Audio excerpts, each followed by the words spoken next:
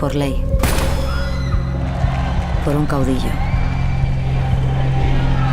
ni tras la gloria y clamor de multitudes.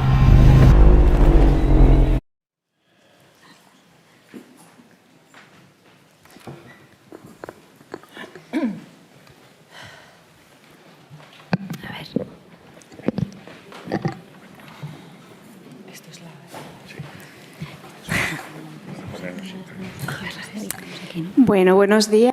Hi, good morning to the colleagues that are still taking photos. Thank you. Good morning. Welcome to a new press conference of this edition of the San Sebastian International Film Festival. As you know, we're presenting one of the films that forms part of the official section of the festival, but out of competition, we want to present Un fantasma en la batalla, She Walks in Darkness, a film by Agustín Díaz, and for presenting it, we have a good part of the cast and the crew. Let me introduce you from the end of the table to here, and then with the full room, we will start with your questions. So we have, from the far end of the table, Ariadna Gil, actress.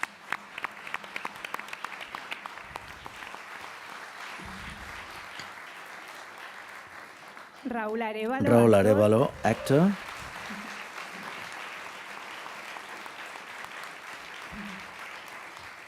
Iraia, Elias, actress.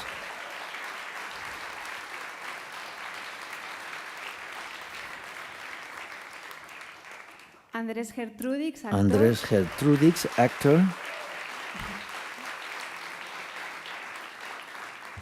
Susana, Abaitua, actress.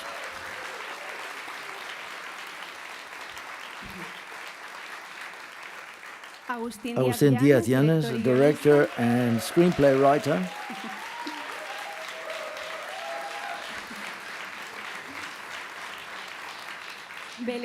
Belén, Atienza, producer.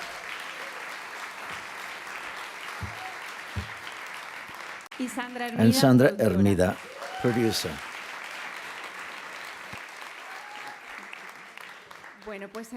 So let's commence, and we have a question. Conchita, first, please. Hi, good morning, everyone. Congratulations for the film. It was very painful for me, the film, and I imagine that was the intention of the director, to see the retrospective of all the violence that was suffered by this country. Agustín Díaz, how do you address or approach, as a creator, as a director, an issue and material which is that sensitive and so delicate for so many people? Well, first of all, good morning, and thank you very much for being here. Well, how do I approach it? I approach it with the most respect possible, as calmly as possible, and above all, trying to not make mistakes in essential issues. It was a very complicated film, personally and morally, to make, but I've had good support. The screenplay, we worked on it very much. We've had a lot of time to see the things that could be poorly thought of and correct them. So therefore, what can I say? I've done it as a good, making films is a very complicated thing, because you think one thing, but then perhaps it doesn't appear as you think. But we always say this, but this time I always say I've an extraordinary cast and crew, and it's a film that, albeit I sign it because it's my responsibility, for better or for worse, but it has a lot provided from the producers, and Jota is not here because he's the president of the jury, can't see, just in case something comes our way, but we'll see. I did what I could, basically. It's complicated. When I see it, I also think it's complicated to make, but anyway. It's a question here. Guy, good morning. Thank you. Thank you for this film, especially the director and the screenplay writer. We have a tough time watching it, which means it's really well made, because I think the characters, the actors portray their characters very masterfully. And as you've just said, it's a period which, quite fortunately, the Alpha generation and Z generation don't know, but it's not bad that this is remembered, especially from this perspective, in a fight against ETA, which wasn't the dirty war, which has been superimposed on this one, which, as we all have in mind. And events take place from the beginning. You remember, under Franco, there were a number of people that were murdered, and then the amnesty, and so on. I was with another 1 million people in Bilbao. I will never forget the impact of the news over the radio that Miguel Angel Blanco was assassinated. And I remember a group of 6 people reivindicating that the ETA prisoners should come to the Basque Country. All of these things, we've lived it very close, some of us. That is why I said that we have a tough time watching a film, but that's what makes the film hit the nail on the head. I congratulate the director and screenplay writer from that approach for reminding us that the social support.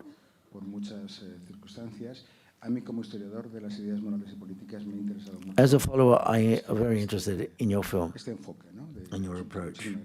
Thank you. Thank you very much. I thank you very much. I can't say much more. I want to thank you. You gave a very good summary of what was the intention of making the film, but also I would like to say that this is a film, and so we tried from the outset, because that's what my producers told me.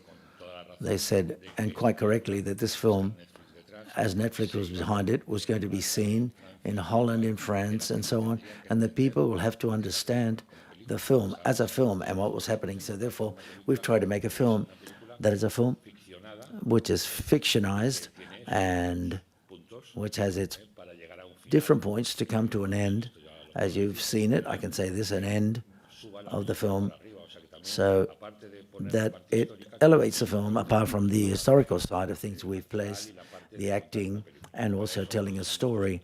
And that's why these actors are here, and they are the ones that have taken that part, which is very complicated to do, and they've done it in a very, very well. Hi, good morning from Irene from Cinemagavia. First of all, thank you very much, and congratulations to all of you for the film, which is magnificent. All of you are incredible. The question is two for Agustín: why ETA, and why that beautiful soundtrack of Italian songs? Why ETA? Well, because so a long time ago I wanted to make a film about ETA, and as we've all got our peculiarities, I like Irish films on about the IRA, and I like spy films. Before the pandemic, I remember I had lunch with Belén. She said, "What have you got?" And when a producer like Belén says, "What have you got?" Well, I've got something about ETA. I had nothing, by the way, but I had lunch with her. I said, "Well, I don't know, maybe a girl who's undercover," because I always thought it was a woman, and we started to write the screenplay, and this film emerged. But as I said in other interviews, I think that a lot of films are being made on ETA, and many more are going to be made. Because ETA crossed almost 40 years of the democracy in Spain, so therefore, and it marked a lot of things. And then the Italian music, okay, this has to do with the loneliness of the screenplay. You're writing at home, and the character of Susana has to connect with the character of her controller, who's Andrés. I said, "How do we do this?" Well, I know how to do it, but it was horrible. You got to take a mobile and do this and that. And so I said, days went by, I said, "This is horrible." The film stops and it stops again. So it occurred to me to put Italian songs on. And I summarize even more. Use Italian songs is great for on the paper, but they're very expensive, yes. And normally another type of producers would say, "Why don't you use, I don't know, what songs that are in fashion now that are cheaper?" And they kept the Italian songs, but we must say, until Bernard Milaplana did the editing, I was a bit terrified, because it could have been out but they've worked, or may not have worked, but they've worked. And this is what you think 2 years before you see the film. When you see the film, well, they worked. So I love them. Every time I see it, as I've seen it so many times, I'm always waiting for the Italian song to appear on the screen. There's another question. Hi, good morning. Yolanda Flores from the La Película program on national radio. The editing of the film, the combination of you have a real archive material used, and that marks the difference from other films that we've seen. Although it shows your style, talk about the editing, and then the actresses, Iraia, Ariadna, and Abaitua. Did I pronounce it correctly? Can you please talk about your profile as women, because the women in Agustin's film, they're marked really clearly on the script. And can you talk about that perspective? So thank you once again. Very quickly. My film career, I've had the best, Pedro Salcedo, and now he's joined Bernat Vilaplana. I'm going to tell you, there's always things. It occurred to me. It didn't occur to us three. We thought it could work, but Bernard showed us how it was going to work, okay? Because we didn't know how it was going to work, and he put everything there so that it worked. He spent months and months, frame to frame, so it worked. So that's a mixture of us three, Jota as well, and him above all, okay? Up to you.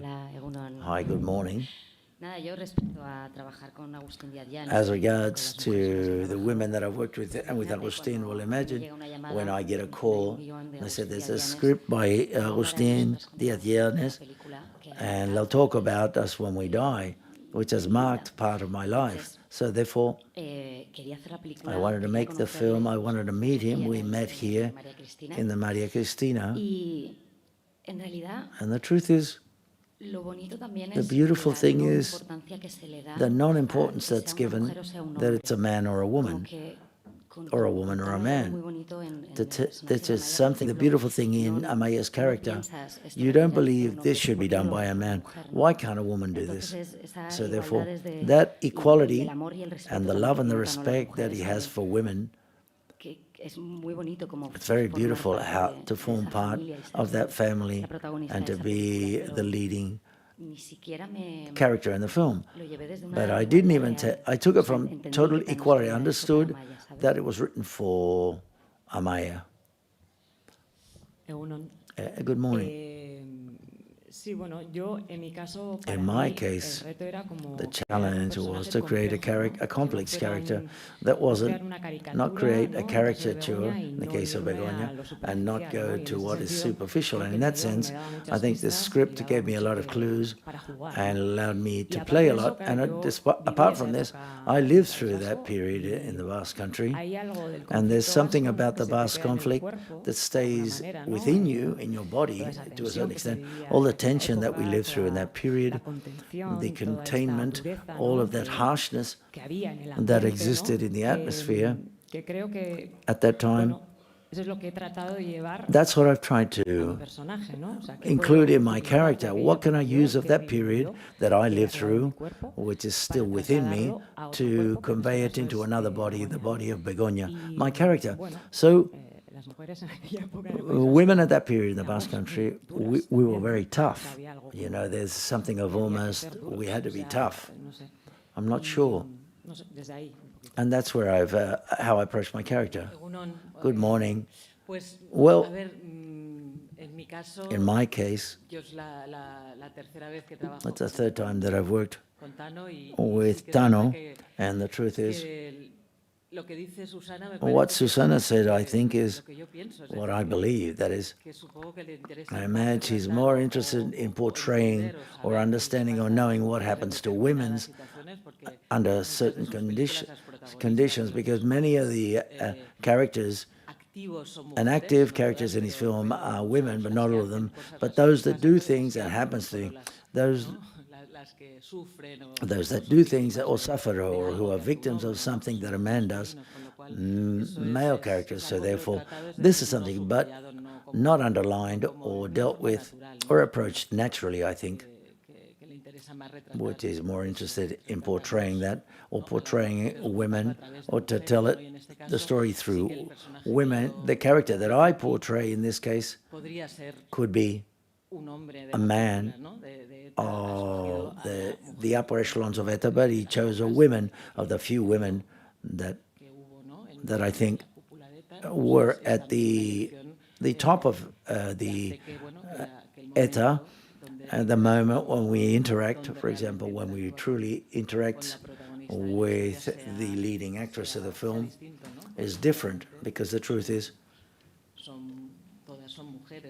they're all women. It's told through the relationship, the relationship with other women, and I think this is very interesting. No question in the back. Good morning. Congratulations for the film. Eduardo Aragon from the magazine Vagabunda in Mexico. A couple of questions for the director.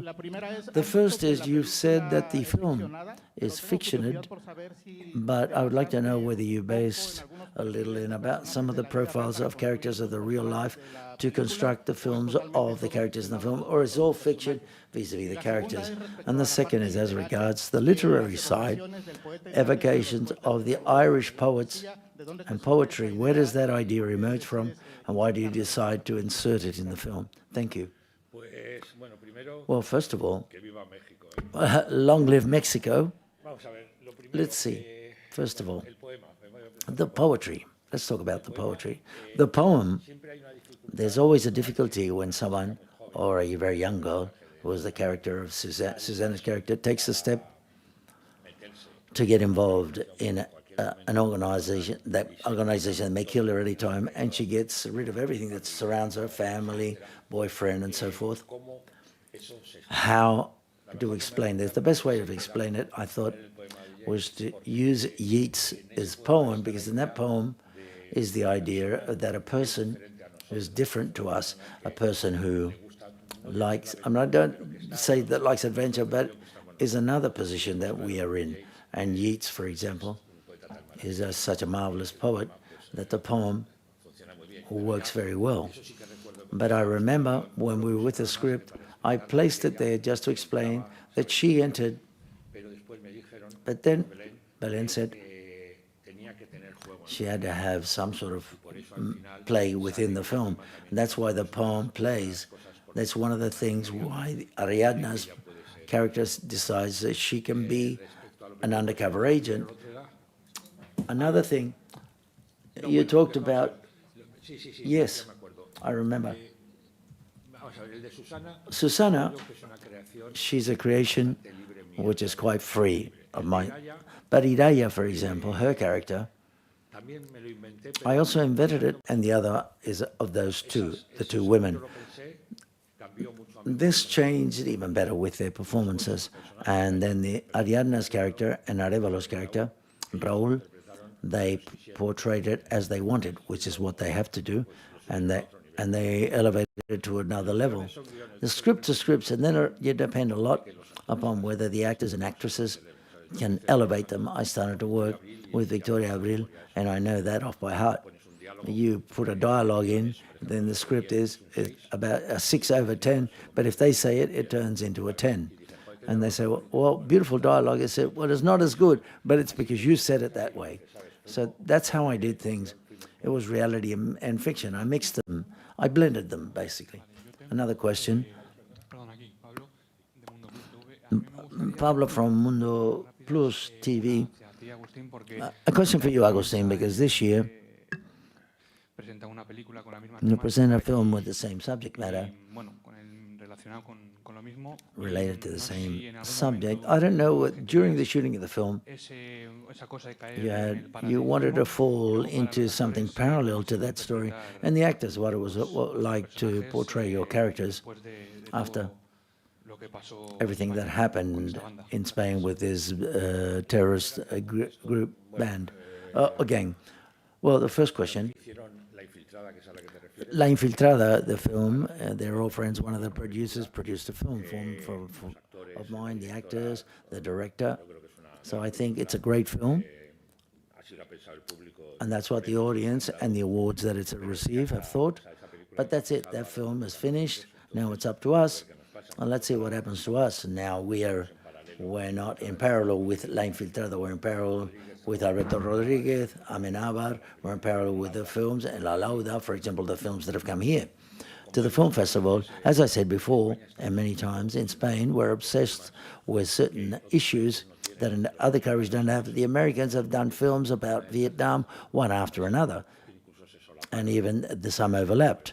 For example, Apocalypse Now and The Hunter were overlapped, and then they did Platoon. And the French have done several films about similar, and the English many.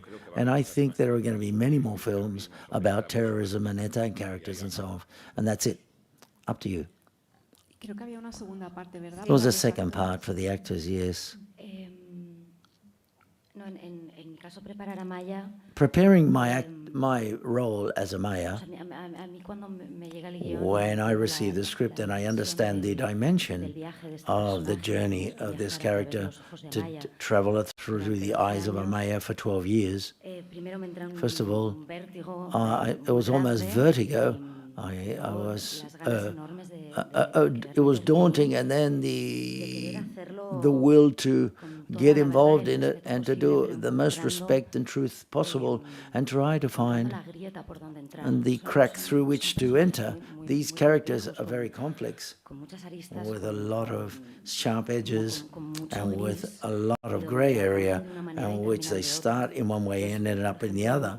So therefore, a challenge for me, there were two very important questions that I wanted to resolve for me, which was why, what personality trait do you have to have in order to be there, to leave your life and dedicate yourself to spend 12 years as an undercover agent, where you don't have your people or your family around you, and that turns into your life.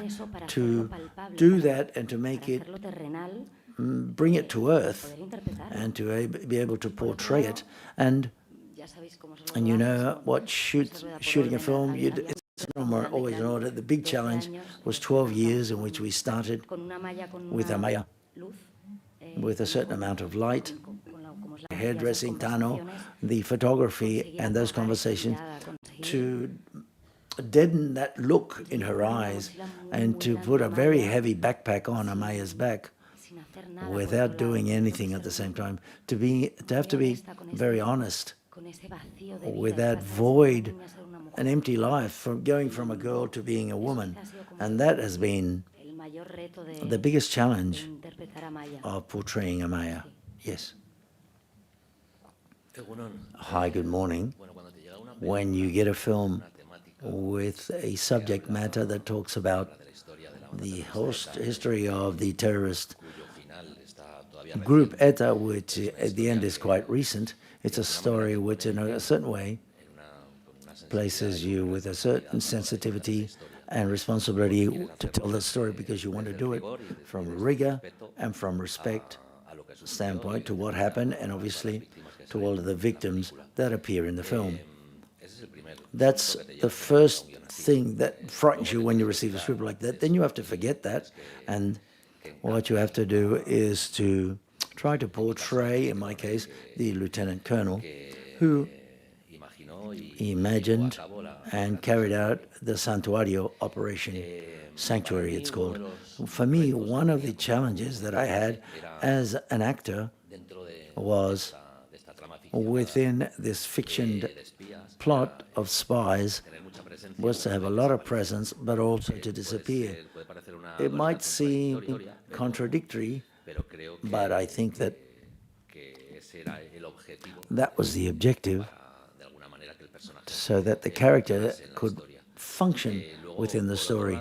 But on the other hand, within the script, Agustín characters are not only functional to tell the story, they all have a life behind them. They have a wife, they have children, things happen apart from what happens due to the position he holds, or the symbol he holds, or they represent in the film. And I think this helps us as spectators to humanize them make them more human and brings them down to earth. And I think that that look that Agustín has as an actor, it's a luxury for me, and it helps you so that you can carry out your work in a very organic way. And that's my summary of my experience. I have to say, when I received the script, the first thing I thought, run, Iraia, run. Because I've lived through this, and I can take this character along another path, which is also set within the script. And then despite, I must highlight Tano's generosity, that when working, he's always open to proposals, to ideas, changes in the script, the text, the dialogues. He's always open, so therefore, you're grateful for this, and also the trust he placed in all of us. At least that's what I felt. And that helps you enormously. He said, okay, this is what I'm going to do. And it seems that I'm going down the right way, the right path. He said, we discussed things. But that also helped us enormously as well. And it was complex, but I think that we've come to a point where I think some spectators might feel uncomfortable. And I also think that can be interesting. Good morning. Well, as I said, Tano, it's an honor to be in a film such as this, and in another film of Agustín Díaz is just as good as this one. And as I said, Tano said before, I also believe that we've got to get rid of that fear and stigma and the complex of telling stories of our most recent past and not so recent, and to get rid of another film about that, another film about the 33rd of February, or about terrorism. I think it's healing, and to tell it from a different point of view. This is one point of view that talks of ETA from this point of view that Tano has written and has wanted to tell in this story and reflect it as such. I tried to give my little grain of sand, and it's an honor, and whatever, with Tano, I would go to the end of the world.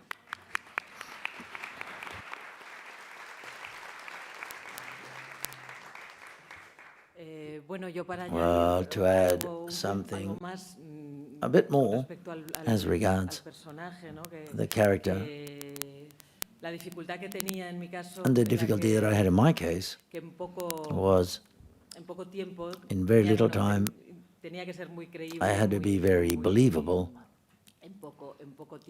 in a short period of time, but I had to have a certain weight, and you see that straight away.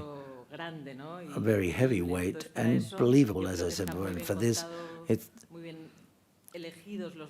the moments in which she appears in these scenes are very well selected. And for an actor, for this is very important to know that they've placed the character in the places and in the way, and to shoot it in the way in which this was necessary in this way. So that in very few occasions, but provide all the weight and the importance that she has in the story at the end of the day. And to do it, the only way that I know how to do it, is to prepare and read a lot, and to approach it in that way, reread, see and search, to try to get into this place.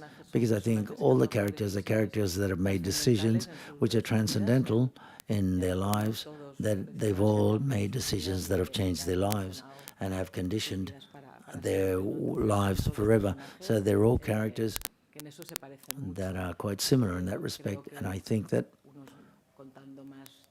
telling more and who has more or less who they are, but they all got to have, you see them and you go, well, this person is capable or is in this place, and you have to believe it. So therefore, it has been work which is very interesting, difficult, and delicate, but of which I feel very happy of being able to accompany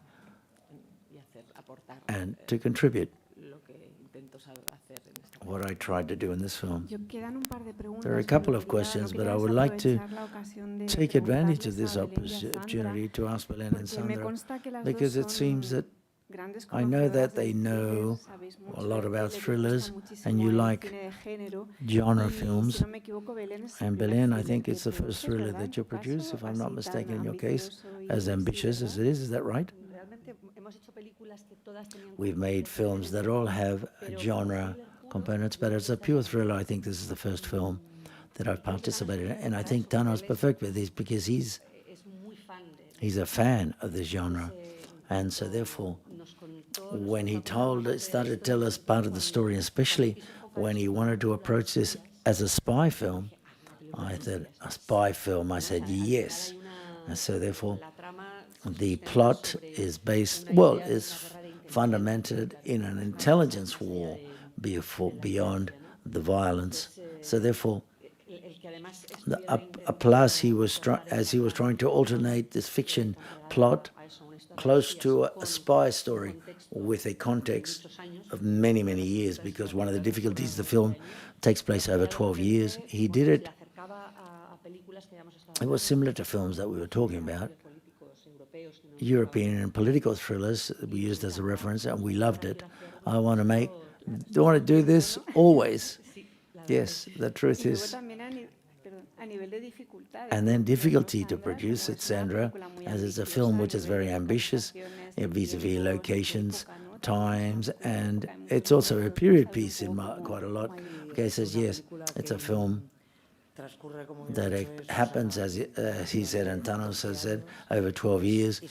It's a film, a period piece, and when the period is so far away and so close, 1992 to 2004, it's always complicated to represent it.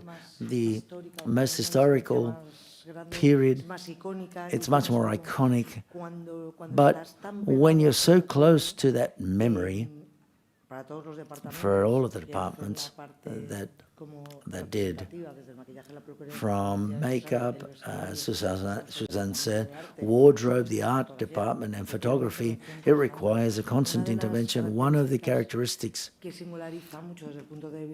that from the production standpoint in this film, it's a film that it's 70 locations, over 10 weeks, with 2 units, and it's years since I've moved around so much shooting a film.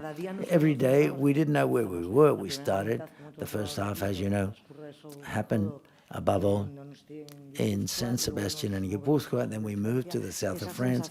That feeling that you've got going to a mayor in that car, you don't know where you're going. That's the feeling that we had, but 200 people in the crew and in 2 units following them, so therefore it's a film which was very complex to shoot, but I think the will and what Tano talked about, which is realistic, we always say it, but in this case it's absolutely true.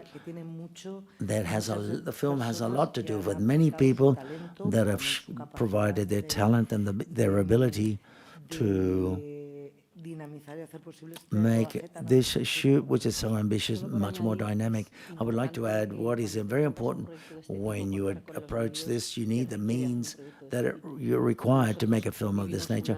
We went through a journey to finance this film that over some time we left it to one side because we couldn't find the economic resources to make it. To shoot for 10 weeks nowadays is very difficult, and we must say, thanks to the support of Netflix, they understood the project in the right dimension. We had it shot in France, we had to have a lot of location, we had a marvelous cast, and we wanted the Italian songs. So that all of that is as important, that things aren't miracles, and the economic resources, the important is that you take full advantage of them, but you need them to set up a production of this nature. Excuse me. That is completely true. Now with age, and which I become a fan of algorithms now. For example, I want to thank Netflix very much, because everyone said Netflix. Netflix have been, with me especially, have been extraordinarily kind to me. They've not said anything against the project. On the contrary, I think it was in favor. Even when we needed a bit more aid, they gave it to us, and I want to thank all of them who are here today, because otherwise it would be unfair. I think films, it seems that we directors make it, but to finance a film like this, and I lived Belén and Sandra's journey was complicated. There's someone to accept all of the stupid things that I'd written in the script and etc. 70 locations in the south of France, because and when you say, let's shoot in the south of France, yeah, but we can do this perfectly well in the north of Extremadura, which is much cheaper, but it ain't the same thing. So therefore, we want to thank them for this, and my producers as well. The truth is, I felt like as if I were on a cloud. With Tano to the end of the world, that's the slogan. With Tano to the end of the world. More things. There's a couple of questions. Let's see if we've got time. I'd like to know, where are you? Oh, okay. Hi. That long time, the truce of ETA is also lurking there, but there's an ellipsis. I'm not too sure whether that's the decision was made, any reason. No, it was in the script and we shot it. But Bernat Vilaplana decided that we didn't include it because it slowed down the film, and he was right, because you would have to explain many other things again. So therefore, it was cut out of the first edit because you couldn't explain everything, Initially, I wanted to explain everything, and then it was reduced. But we did shoot that part of the truce, but it wasn't very beautiful. It didn't look good. You had to explain many more things to tell something. It didn't have an impact on the characters. I said that we have to stop the press conference here because of time. Bernat is there. He's hidden. Where is he? A big round of applause for Bernat. He's the editor of the film.